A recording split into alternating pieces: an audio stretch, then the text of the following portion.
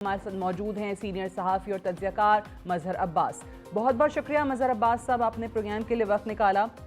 सबसे पहले तो फरमाइएगा कि जो हुकूमत को अब यकीन है कि 26वीं आईनी तरमीम एक उनका तारीख़ी कारनामा है, पार्लिमान की बालादस्ती उनको लगता है कि इस चीज़ से उन्होंने इंश्योर करवा ली है, पार्लियामेंट सुप्रीम है, ये पैगाम तमाम हलकों को दे दिया है और अब जो मुंतखब हुकूमतें हैं वो घर भेजी नहीं जाएंगी। तो ये जो यकीन है, ये खुशफहमी है, गलतफहमी है, या वाकई ऐसे ही हकीकत है जैसे उन्हें लग रहा है? शुक्रिया सादिया। हमारी बदकिस्मती से आइनी और सियासी तारीख भी और अदलिया की तारीख भी बहुत गुंजलक रही है और हमारी बदकिस्मती रही है कि क़याम पाकिस्तान के फ़ौरन बाद हम इसी तरह के बहरान का हिस्सा रहे। उसमें हमारे सिविलियंस भी ज़िम्मेदार हैं और हमारी जो इस्टेब्लिशमेंट जिसको कहा जाता है वो भी खासी हद तक ज़िम्मेदार है और फिर हमारी अदलिया भी खासी ज़िम्मेदार है। तो हमारे पाकिस्तान के जो रियासत के तीनों सतून हैं, बुनियादी तौर पे जो आज हम सूरत हाल से गुज़र रहे हैं उसकी ज़िम्मेदारी इन तीनों सतून पे है। और जो चौथा सतून जिसको हम मीडिया कहते हैं, शुरू में तो इसकी वो ताकत नहीं थी, लेकिन जब बाद में ये एक ताकत के तौर पे मीडिया नज़र आने लगा तो मीडिया भी तकसीम हो गया। और क्योंकि मीडिया भी ये समझने लगा कि शायद वो भी कोई एक प्लेयर है कि जो हुकूमतें बना सकता है, हुकूमतें गिरा सकता है, लेकिन आगे चल के हमें पता चला कि वो सिर्फ इस्तेमाल हुआ और इस्तेमाल किया गया।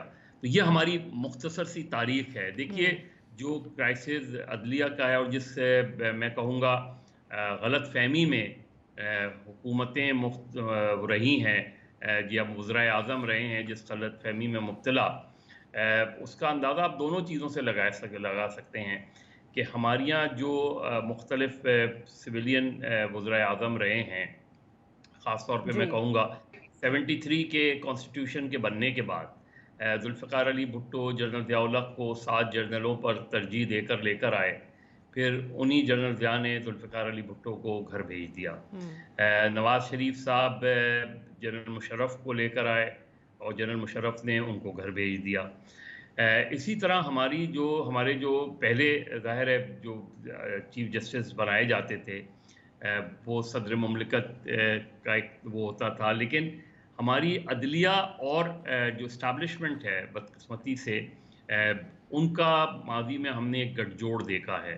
पहले एक ट्रॉयका होती थी, सदर, वज़ीर आज़म और आर्मी चीफ। वो अब भी ट्रॉयका किसी हद तक होती है, लेकिन उस वक्त सदर के पास एक पावर होती थी 58(2)B, और वो 58(2)B सदर इस्तेमाल करते थे। कोई 3 हुकूमतें मोहम्मद खान जुनेजो की, फिर एक हुकूमत बेनज़ीर भुट्टो की, फिर एक हुकूमत नवाज़ शरीफ की गिराई गई इसी 58(2)B, जिसको अब शहबाज शरीफ भी, बिलावल भुट्टो भी, नवाज़ शरीफ भी एक काला कानून कहते हैं।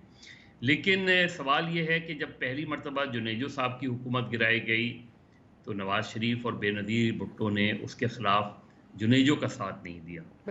फिर जब बेनज़ीर भुट्टो की हुकूमत गिराई गई तो नवाज़ शरीफ ने उसको वेलकम किया। फिर जब नवाज़ शरीफ की हुकूमत गिराई गई तो बेनज़ीर भुट्टो ने उसको वेलकम किया।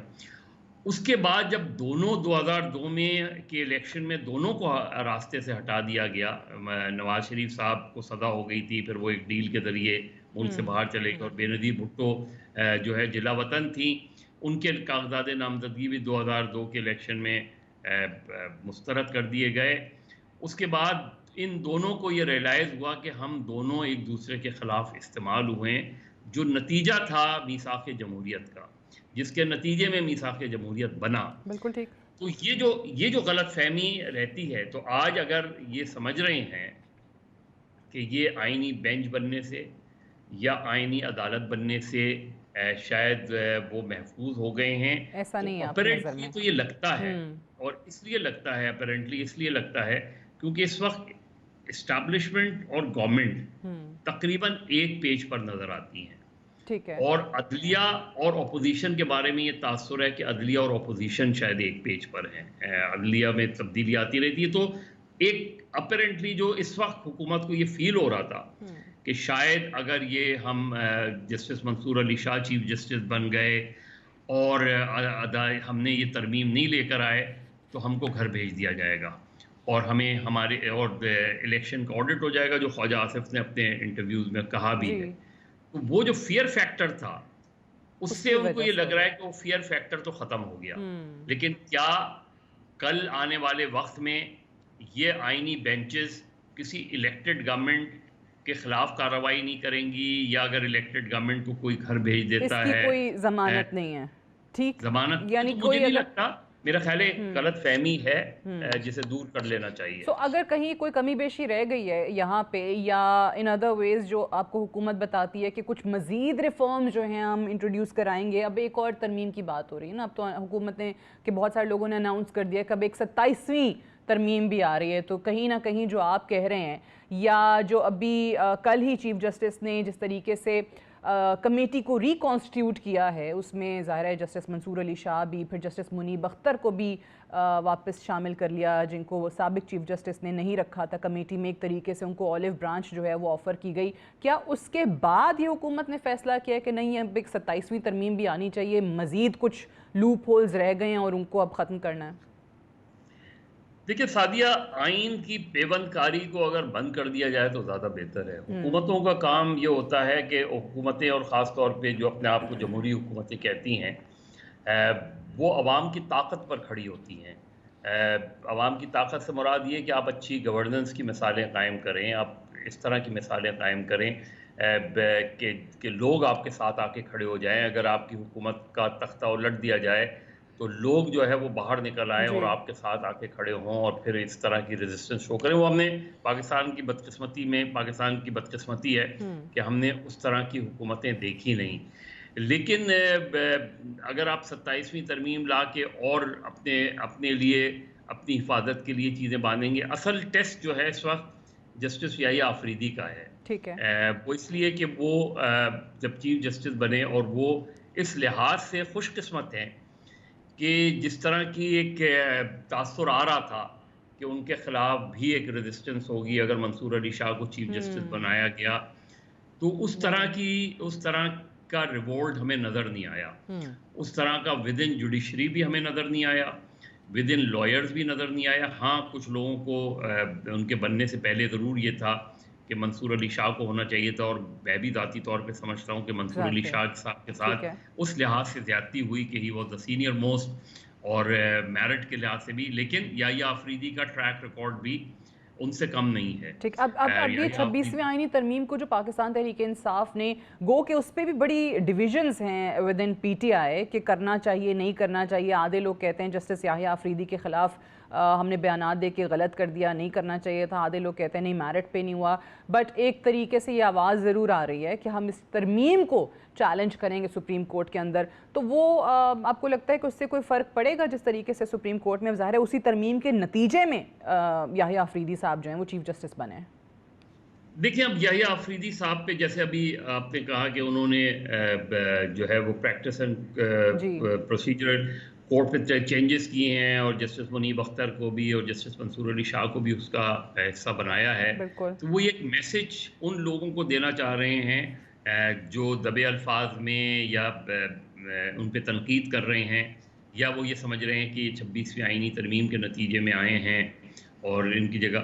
تو انہوں نے یہ میسج دے کے اب دیکھنا یہ ہے کہ جسٹس منصور علی شاہ اور جسٹس منیب اختر کا کنڈکٹ کیا ہوتا ہے اس کے اندر. اور میرا خیال ہے کہ جب جوڈیشل بینچز یہ کمیشن بنائے گا، جوڈیشل کمیشن بنائے گا، جوڈیشل بینچز، اس میں ہمیں دیکھنا ہے کہ اس میں کون سے ججز جاتے ہیں، ان کے اندر کون سے مقدمات ہوتے ہیں. جو ابھی ہمیں زیادہ ایکٹیویٹی نظر آئے گی وہ کورٹ نمبر 1 میں نہیں نظر آئے گی، ٹھیک، وہ ہمیں نظر آئے گی جوڈیشل بینچز میں. اور جو اگر جوڈیشل بینچز کس لحاظ سے چیزوں کو آگے بڑھاتی ہیں، کون سے ججز، کیونکہ صرف مرکز میں ہی جوڈیشل بینچ نہیں بنے گا، صوبوں میں بھی جوڈیشل بینچز بنیں گی. تو ایک ابھی بہت سی چیزیں کنفیوژن کا بھی شکار ہیں، اور جب یہ بینچز تشکیل پائیں گی تو اس میں کون کون سے کیسز جاتے ہیں. تو سپریم کورٹ میں کیونکہ میری گفتگو ہو رہی تھی، منیر ملک جو سابق صدر ہیں سپریم کورٹ بار کے بھی، اور 2007 کی تحریک میں وہ مرکزی کردار تھے 2000 تحریک کا، ان سے میری بات ہو رہی تھی تو وہ کہتے تھے کہ اتنے مقدمات جوڈیشل بینچز میں جائیں گے کیونکہ ہر کسی مقدمے میں ایون قتل کے مقدمے میں بھی یہ سوال کوئی نہ کہیں اٹھ سکتا ہے آئینی اس کا، تو کیا وہ بھی چلے جائیں گے تو ایسا نہیں ہو کہ سارا برڈن ہی جوڈیشل بینچز پر چلا جائے. ٹھیک ہے، تو ابھی بہت سارے ایسے معاملات ہیں جس میں مزید کلیئرٹی درکار ہے. رائٹ، بہت بڑا ٹیسٹ ہوگا، بہت بڑا ٹیسٹ ہوگا یہ عدلیہ کے لیے اور خود آپ کی چیف جسٹس یحییٰ آفریدی صاحب کے لیے. مظہر عباس صاحب، thank you very much for joining اس آن دا شو.